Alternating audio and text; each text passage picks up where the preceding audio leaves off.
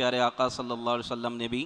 8 ذوالحجہ کی صبح مکے سے مینا کی طرف سفر فرمایا، وہاں ظہر سے لے کر فجر تک قیام فرمایا، یعنی وہاں ظہر سے لے کے اگلی صبح کی فجر تک 5 نمازیں ادا فرمائیں۔ یہ بخاری شریف میں موجود ہے۔ چلنے سے پہلے حضور علیہ الصلوۃ والسلام نے شہزادی کونین سیدہ خاتون جنت کو بھی ساتھ لیا۔ یہ بیٹیوں کی اہمیت، حضور علیہ السلام نے حج میں ان کو اپنا شریک سفر بنایا، خاتون جنت کو بھی ساتھ لیا۔ اچھا، مولا علی کرم اللہ تعالی وجہ الکریم اس وقت مدینے میں نہیں تھے، آپ یمن میں تھے، اور ایک اسلامی مہم پر نبی پاک صلی اللہ علیہ وسلم نے اہم مہم پر ان کو بھیجا ہوا تھا یمن، تو وہاں سے حضرت علی کرم اللہ تعالی وجہ الکریم کو بلوایا کہ وہ مکے آ کر حج ادا کریں۔ تو مولا علی کرم اللہ تعالی وجہ الکریم بھی جانوروں کو لے کر، ہدی کے جانور، پہلے لوگ جانور اپنی قربانی کے ساتھ لے کر جایا کرتے تھے، بہت سارے جانور لے کر نبی پاک صلی اللہ علیہ وسلم کی بارگاہ میں حاضر ہوئے اور حضور علیہ الصلوۃ والسلام کے سفر حج کے رفیق بنے، اور حضور علیہ الصلوۃ والسلام کے ساتھ انہوں نے حج کیا۔ تو یہاں سے سیدہ خاتون جنت کو ساتھ لیا، وہاں سے مولا علی کو بلوایا، سبحان اللہ۔